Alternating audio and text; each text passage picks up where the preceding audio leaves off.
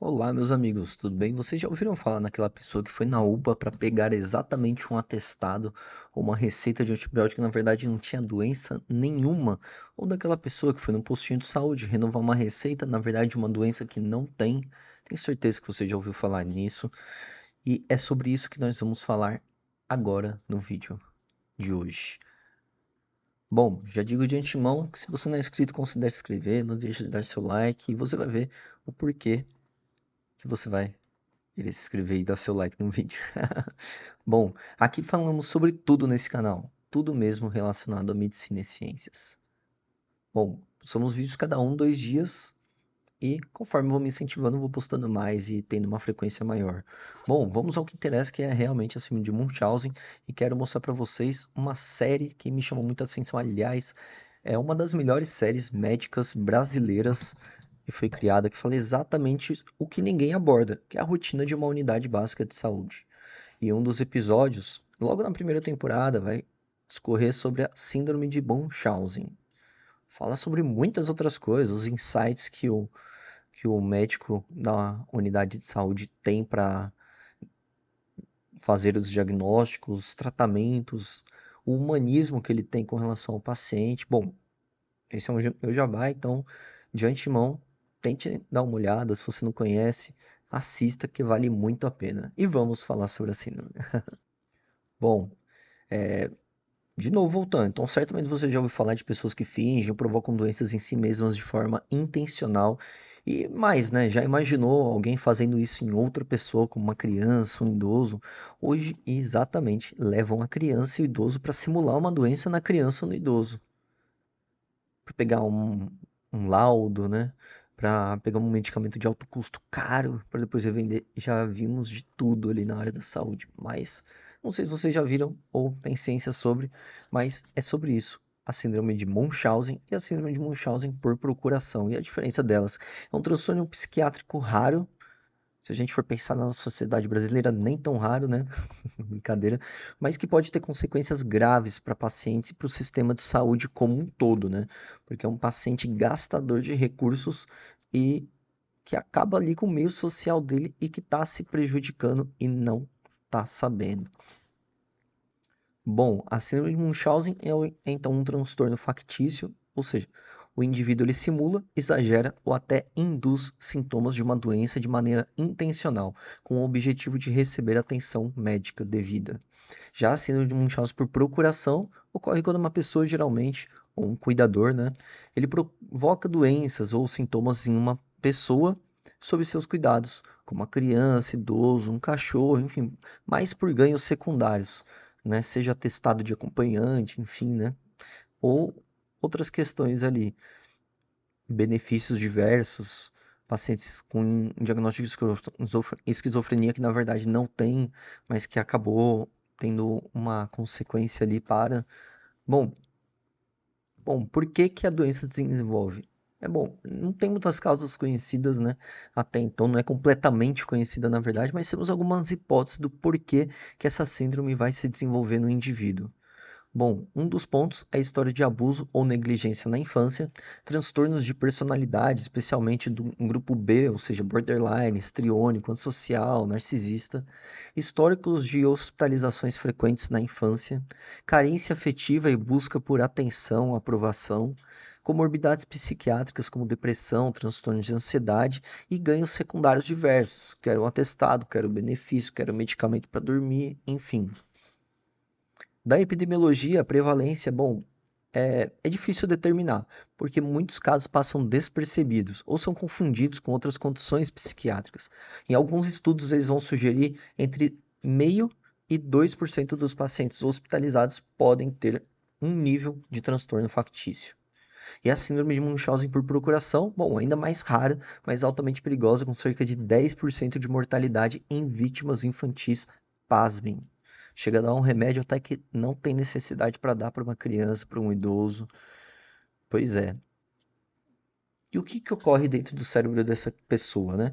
Bom, envolve então um desequilíbrio psicológico, onde a pessoa busca reconhecimento, atenção por profissionais de saúde, e estudos sugerem, inclusive, que tem uma disfunção no eixo hipotálamo hipófise adrenal. Pois é, eixo cérebro-corpo, além de alterações na conectividade entre o sistema límbico, que vai gerar ali o humor, e o córtex pré-frontal, que operacionaliza as ações do indivíduo, né, que regula então, né, emoções e controle de impulsos.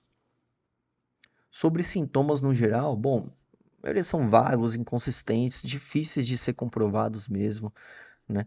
E são relatos dramáticos sobre condições médicas, conhecimento médico acima do esperado para um paciente comum, isso cada vez mais vem vindo à tona, né?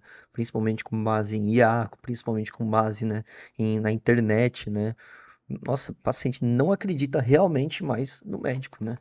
Um diagnóstico dele, numa doença de pele, quer exame, às vezes não tem nem necessidade, né? Escabiose, impetigo, né? Vai precisar de antibióticos para impetigo crostoso, bolhoso, e às vezes quer um exame e não precisa. Algumas vezes, raras ocasiões, vai precisar sim, realmente, poxa, dependendo do grau de condições do paciente, mas muitas vezes não precisa, e aí, ponto. Realmente, síndrome de Munchausen, por procuração, né? Porque eles estão falando então de uma mãe que quer exames numa criança que não tem necessidade.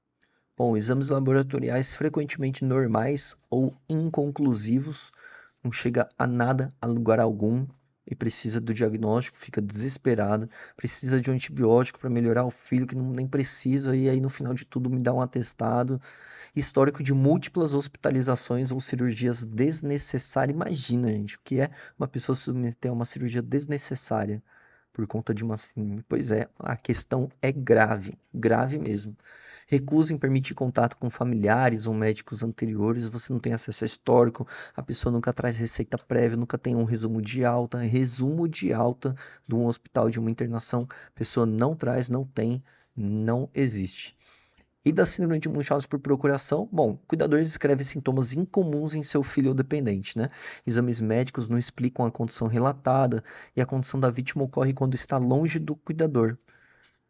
E aí sim a vítima vai acabar melhorando, quando está longe do cuidador. Olha só essa questão, né? Como que é? O uso de substâncias para induzir sintomas, né? Exemplo, na hipoglicemia com a insulina, exatamente. Nossa, cheguei com meu filho um testro, né? Tá 30, chega desesperada na emergência, causando mau alvoroço. E, na verdade, ela que causou isso, né? Ou mesmo, nossa, tá dormindo bastante, às vezes deu medicamento para dormir para um idoso, ele não precisava, poxa, né? E tá debilitado, né?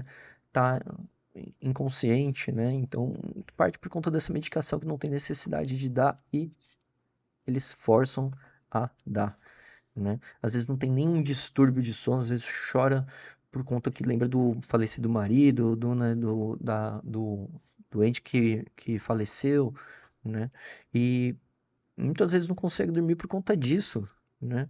E quer um remédio para dormir, por quê, né?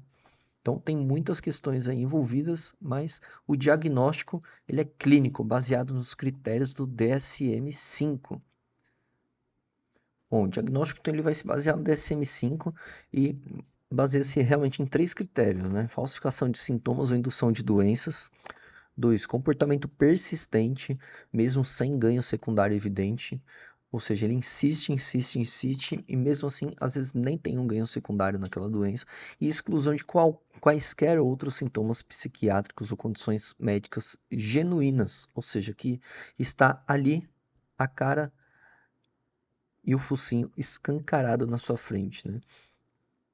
Bom, podemos abrir mão no diagnóstico, DSM ele deixa claro, sem dúvidas, que o histórico, buscar histórico médico detalhado e comparação com prontuários anteriores, monitoramento discreto para avaliar padrões comportamentais e exames laboratoriais e toxicológicos quando há suspeita de indução de doença.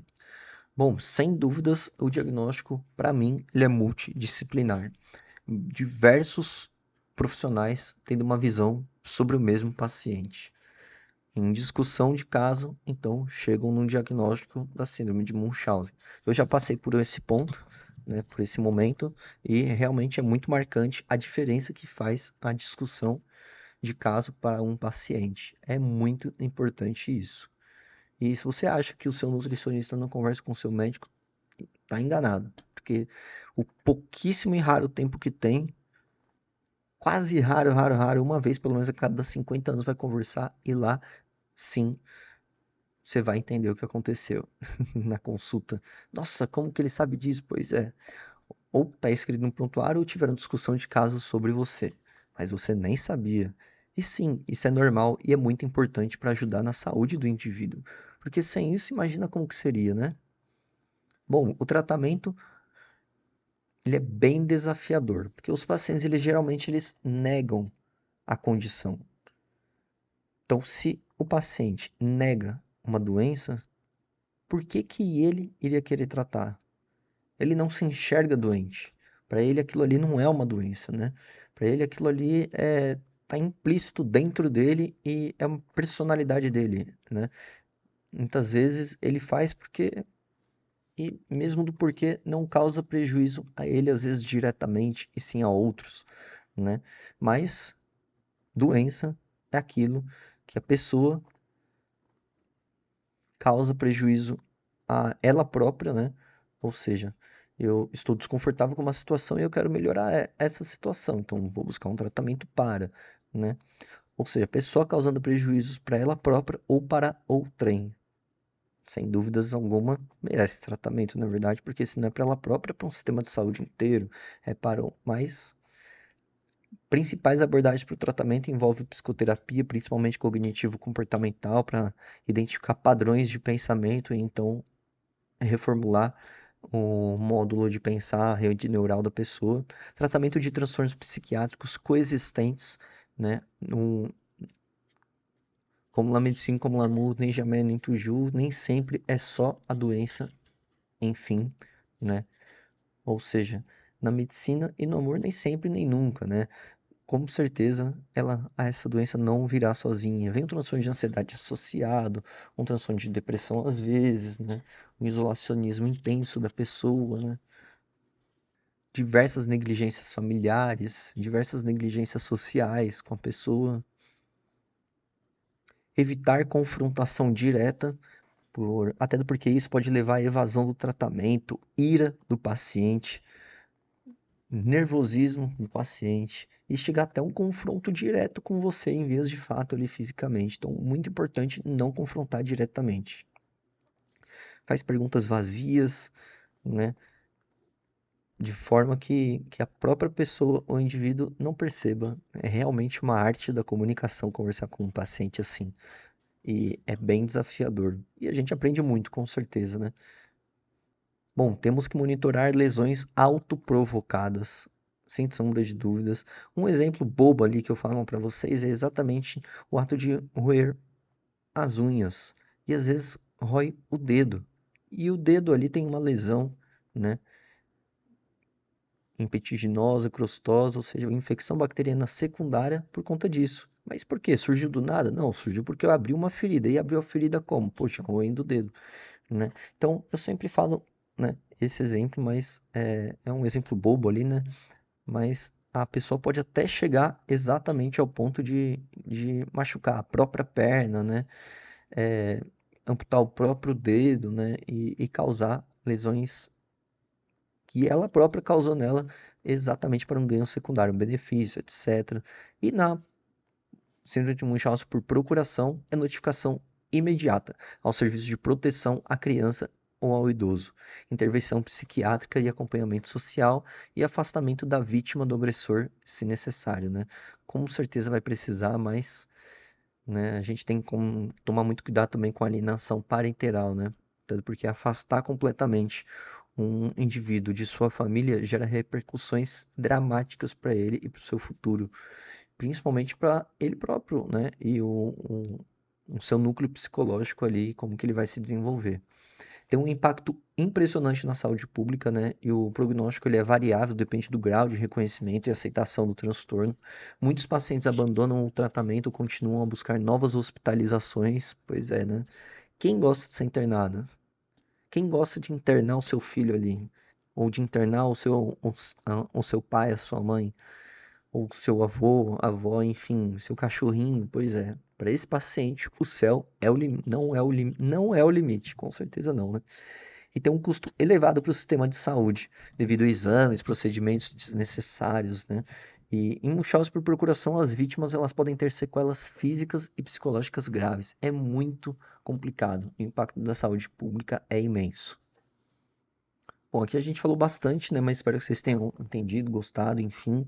E a síndrome de Munchausen realmente é um transtorno complexo, desafiador, exigindo um olhar atento dos profissionais de saúde e identificar esse transtorno precocemente pode salvar vidas e evitar danos irreversíveis. Se você gostou desse vídeo, bom, deixe de dar o seu like, compartilhar com quem precisar, com quem lhe interessar, a todos à sua volta. E se quer ver mais conteúdos sobre psiquiatria, transtornos raros, doenças no geral, medicina, ciências, não deixe de se inscrever no canal. E, bom, até a próxima. Aliás, as referências vão estar aí na descrição do vídeo. Um abraço.